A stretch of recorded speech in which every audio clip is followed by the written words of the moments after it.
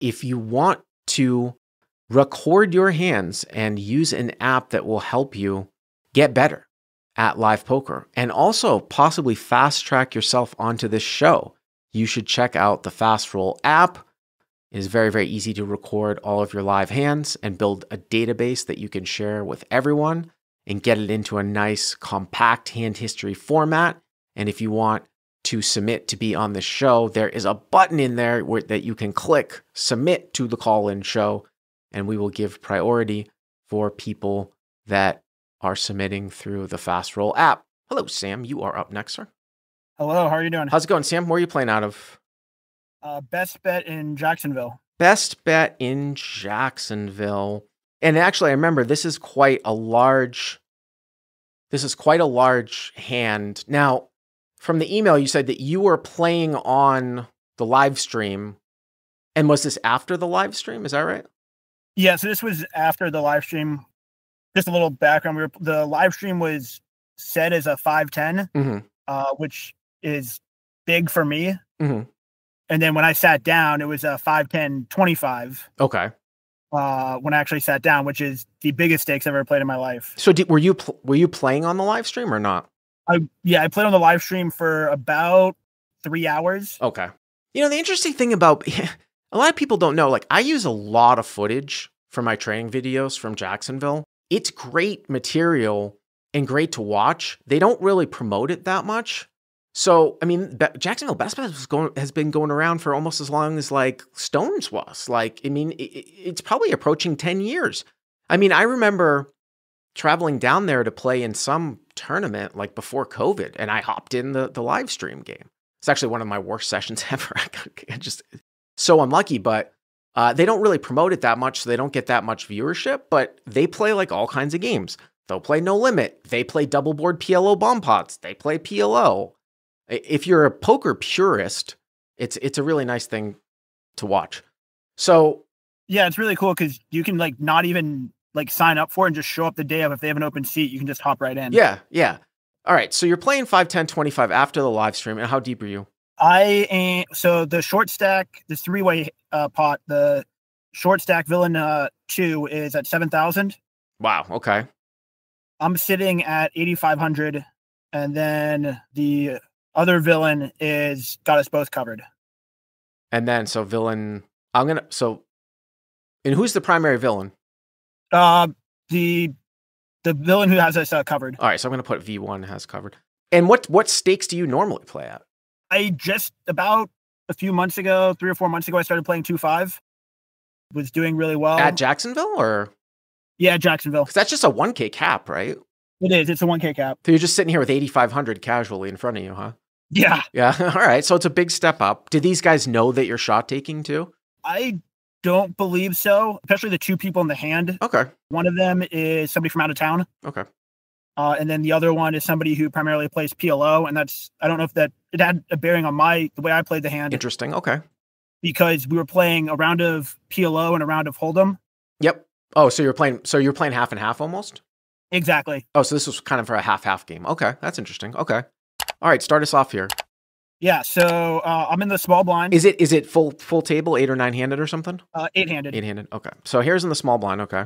And I have ace deuce of diamonds. And it's a 3 blind structure. Okay. 3 blind. Yep. All right. The villain number 2 in the hijack. Okay. Limps for 25. Power poker. Okay. And he is primarily PLO player. Okay. I, in the small blind, think about it, and then I end up just calling. So, hijack open limps. It gets folded to you in the small blind. You're in for 5 at 5-10-25. Nobody's come in, right, to the pot? Correct. No one else? And you just limp. Yeah, I mean, I don't think I really have a complete range here because unless you're trying to play some sort of like occasional limp re-raise like that we talk about from like a button straddle when it goes in order, like you're completing like the whole 20. You know what I'm saying? I mean, you're completing 20 more. So it's just, although sometimes people will like complete here with hands that like they would never play like from the cutoff, which is so bizarre, but they'll complete for 20. I mean, I just think that I raise here or you could fold out. Let me ask you this question. If you were dealt ace deuce of diamonds, is 8-handed, right? So let's say you were dealt ace deuce of diamonds in like say the first or the second spot, like the +1 or the MP spot. What would you have done? Not with no one, just opening the hand, like 3 blinds. I probably would have open folded with this hand. Yeah, I mean, I think that you could make a case here for doing that. Because, I mean, I guess my point is that if you're going to open fold from the first 2 spots, ace deuce of diamonds, right? Why are you completing here just because you're in for 5? I mean, I know that there are, people behind you have folded, so that makes a little bit of a difference, but you're still in the worst position. Do you see what I'm saying? Yeah, no, that makes a lot of sense. Yeah. So you complete. Yeah. Okay. And then the big blind folds and the straddle checks. All right. So straddle checks. So 3 ways. So it's a limp pot. It's a limp pot. Yeah. 3 ways. All right. So what is it? Like $90 or something? Yeah. 85, 90. Okay. All right. Go to the flop here. Flop is queen of diamonds, 4 of diamonds, ace of clubs. Ace of clubs. By the way, I would raise too sometime. I mean, you can raise or fold, I guess. I'm saying I just probably wouldn't complete. That's all. Yeah, no, that makes sense. And pre-flop. All right. So ace of clubs, 4 of diamonds, queen of diamonds. So you flop top pair and the nut flush draw with ace deuce of diamonds. Yes. But it's a limped pot. Interesting. Yes. So ranges are very open. Well, the straddle can have any 2, literally. It's like he can have a bomb pot hand, right? Yeah. Now, normally, if it was raised and you had, say, like defended to a raise, like you would just probably do a lot of check calling here with nut flush draw and top pair. In limp pots, I always advocate, usually you're not going to see it at this level, the draw heavier the board, the more I just bet out with top pair. Like if you had just like ace deuce of clubs here, I would actually be doing a lot of betting out. The fact that you have ace deuce of diamonds and cover the diamonds is meaning that there's less of a chance someone's got a diamond draw. And you don't mind if like somebody hits a gut shot or 2 pair, I would probably more lean towards check here. Whereas I would have bet just top pair without the diamonds, I think. I mean, not always, a little bit of a mix, but that's just kind of my thinking in this spot. Yeah, I was thinking that because it went limped on the pre-flop and I just didn't want to see the flop get limped or get checked around, I decided to lead out. Yeah, but I mean, here's the thing though. Like what's wrong with the flop being checked around? Because I mean, you've got the diamonds covered. So if the flop gets checked around, it usually means someone doesn't have an ace anyways, right? So you just sort of playing it like you're check folding, you might get future value. So your hand's kind of in between, I guess is what my thinking is, I see what you're saying. So you lead? I lead. For how much? 75. So that's a big bet. See, it just kind of sucks to like have the straddle fold out like queen 10 here, which he probably should with a guy behind him, Yeah, this was my first one where it's like, I was wondering if I should have gone a little smaller to something closer to $50. Honestly, I would either check or probably like bet 30 or 35. Okay. So you bet the 75, okay. I bet 75 and it goes call. So, by the way, obviously we don't think the straddle has like pocket aces, pocket queens, or ace queen. We think those hands would be raised, right? So, I mean, he's not entirely random, but no, and like as far as pre-flop is concerned, I don't put either player on ace queen, right, aces or queens. Right. After it goes check with 3 people in the hand, I also don't really put anybody on a set of 4s. You mean just call? You mean call, you mean? Yeah, sorry, yeah. After I bet and it goes call, I don't really put anybody on a set of 4s. Yeah, maybe. I mean, it's a limp pot. There could be some, I mean, it's possible. I mean, there could be some, but I mean, I tend to agree with you. All right, so it's 315. You've got ace deuce of diamonds, ace of clubs, queen of diamonds, 4 of diamonds. Okay, what's the turn? The turn is the deuce of clubs. Okay, wow. Interesting. I don't know if you caught the other, it's interesting to one of the other hands that we had on live stream. So this is 2 times here where we're seeing the aces up with the nut flush draw, not top 2, but aces up with a nut flush draw. So now that you went bet and it got called twice, I would continue to bet because I don't think that trying to get tricky with it really comes into play. You've got backdoor clubs that comes out, which mean queen X, 4X of clubs is available. So there's really no reason for me not to continue to bet here. And now you beat all the other aces, right? We're not concerned about ace queen, right? Exactly. Every ace rag except for ace 4 is the only. I mean, you don't have to size up. I mean, you don't have to go crazy though. I mean, you might go 175, 200, something like that. I probably went bigger than you were expecting here because I went for 300. So hero bets 300. I mean, I was talking about how if I was in the straddle here and I had something like queen 9 and you led for 75, I might just fold right then and there. Now, let's say that like I had ace 7 off or ace 6 off and I was in the straddle, right? You lead for 75. I call, and then the guy behind me calls, and now you lead for 300 on the turn. I'm just gonna fold my hand, which is not what you want.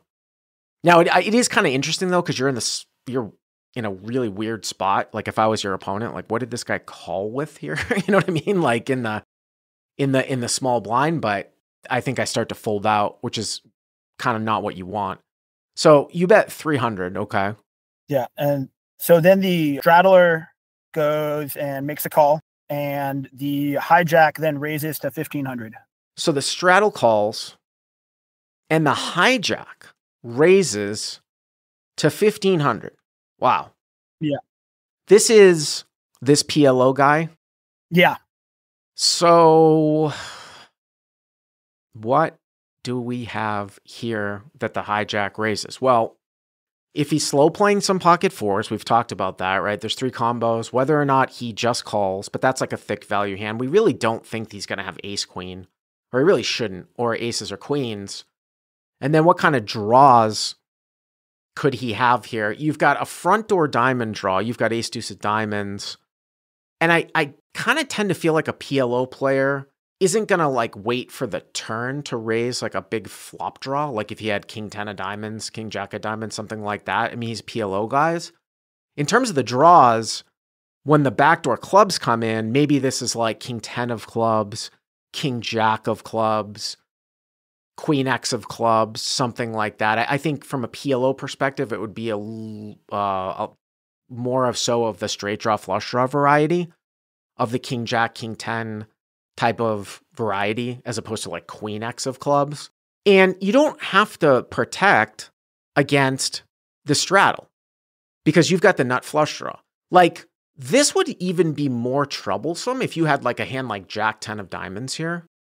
Like if you had jack 10 of diamonds, which, you know, you somehow completed and you had a gut shot, right, and a flush draw on the flop and you took this line, I would be concerned that the straddle might have like a higher flush draw than you. You don't have to worry about that here in this spot. This looks to me like a square call. It looks to me like a square call and an evaluate, because you don't care about the straddle behind you, to be honest with you. You might even want him in the hand. Yeah, so that's kind of what my thought process pretty much was similar to that was I put him on a queen X of clubs, to be honest. That's where I thought he was. Well, my only differ with you, from your thought there, though, is that from a PLO perspective, I think it's a PLO player isn't going to be like, oh, pair plus flush draw is as big as maybe like a Hold'em player thinks, because it's not in PLO. So it would be more like king jack, king 10 of clubs. Okay. But yeah, so I complete. All right, so you call. Yeah, I call. All right, so hero calls. Yep. And then the straddler back jams all in. Oh, wow. So the straddler is the guy that covers, right? Is that right? Yeah, he covers. He back jams. So, like, he back jams for like 8,400 total, right? Yeah, just about. So he back jams for 8,400 total. Now, here's the thing, though, is that, you know, the straddle can have anything. So he can have 5-3, right? Which is like, I mean, he did call your bet on the flop, which is a little bit on the looser side. So he back jams. What does the hijack do? He calls. Wow. Because I was going to say, if you just are up against a straddle back jam here, like you're not going to have the odds to call. Now that the hijack calls, so now the pot is, well, oh, the hijack only has 7K. So you're on the side with this guy a little bit. So now everyone looks at this and they're like, oh my God, fold, fold, fold. Actually, you want the guy to have 5-3, right? I mean, the ideally what you would want here is somehow if you want the straddle to have 5-3, you don't care about what the hijack has. It doesn't make any difference. If the hijack has like, I guess maybe with the exception, if the hijack has a set of 4s, your deuce is no good, right? So if the hijack has a set of 4s and the other guy has 5-3, one of your outs is not good. The deuce is not good, right? Now, if the hijack has like, backdoor clubs, it makes no difference, right? Because you don't have straight draw plus flush draw, you have aces up. So if you have, I haven't even looked at the comments here. If this guy's got 5-3, you have 9 diamond outs, and then you've got 11, you've got 13 outs. Again, even if we do it dirty, 13 outs times 2 is 26. And then the guys that subscribe to the podcast know you add actually 2% to the equity when you do it the dirty way on the turn. It's 28% equity. I bet you have something like in the high 20s. And it looks to me like you're getting over 3-1 here. So, I mean, again, sometimes if the guy's got a set of 4s here, you might only have 11 outs. But even still, even with 11 outs, though, it's still 11 outs is probably still going to be close to 25%. If you do the unseen card rule, like 11 into 44 at 3-1, I think you actually have to call here. I think you have to call. I can't because of the characterization of your hand and what's going on here. You want someone to have 5-3, and I still think you have the equity against pocket 4s here. Yeah, so I spent a while thinking about what I'm supposed to do here and kind of talking through what the hijack could have, because I know the straddle can have anything, and wasn't too sure on where he was at. And so trying to figure out what the hijack had, and I was like, if he's got a set of queens or a set of 4s that he somehow played this way. Wait a minute. Let me see it. Let me just, I might be doing this. Let me go back here. Someone pointed out in the live chat I might have done this wrong here. Let me just go back to the pot odds here real quick. So I think it's like 19, isn't it? Like 19, 6.9 to call, actually. Is that right? I don't think it's 15-6 like Cassian says. I think it's 19. Because the other guy put in the 8,400. Those two guys have put in 8,400, and you've already put in 1,500. So 16,800 plus 1,500 plus the dead money. It's like 19,000. It's like hijack only had 7,000. So like 17,000. Yeah. And then you've got money on the side. Exactly. So 2.5 to 1. 2.5 to 1. Yeah, it's really close. Because 2.5 to 1 is like 28% equity. And then the thing is that like the money on the side, you're only getting 1-to-1 on. Yeah. It's pretty close. You really want to see someone have 5-3. I just think that like if the other guy's got backdoor clubs and this guy's got 5-3, you have 9, 11, 13 out. But if he does have pocket 4 some of the time, you might only have like 25. So it's really close. So at first, when I thought it was 23, you have a call. Because I did that wrong, it's actually only 17,000. I could see folding here. Because like you don't need to build the stack up. Like it's an uncapped game, right? Yeah. But I want to see 5-3 and I want to see backdoor clubs. What did you end up doing, by the way? So after a very long time thinking about it, I actually ended up calling. And one of the things that helped is I knew we were going to run it twice, most likely, just with how the game was playing. And it made me feel a little bit more comfortable because I figured I was going to win, had a pretty good chance of winning one of them. Well, you understand that it doesn't change the equities, right? Yeah. You understand that it doesn't change the equities. The only thing that it would do in this case is with the running it more than once is if you lose the whole pot and then you're not in the game. I've talked like if you walk away from the game, like I've talked about this, like where I'll run it more than once on the Hustler Casino Live because like that's all the money that I've brought. Now, do they allow running it more than once like multi-way? Because this could get really complicated. Yeah, so they do allow running it more than once. And like for me, because this was a game that was deeper than anything, like much deeper than anything I'd ever played, it gave me more comfort, I guess, as somebody who doesn't normally play this deep to be able to run it more than once. Yeah. And by the way, too, someone else makes a good point. Dean C actually says something that I washed over. If the guy has 5-3 of diamonds here, yes, you have less out. And because the straddle is entirely random, we can say, well, how do we know what 5-3 he has? Well, he's way more likely to play 5-3 of diamonds or 5-3 of clubs this way than just a random 5-3. You see what I'm saying? Like it's like the ultimate nuts because he's got the flush draw too. Now, with that being said, though, I could make a case and say that 5-3 of diamonds is less likely because of no flop raise. Like I would be like raising the flop there, like, quite a bit.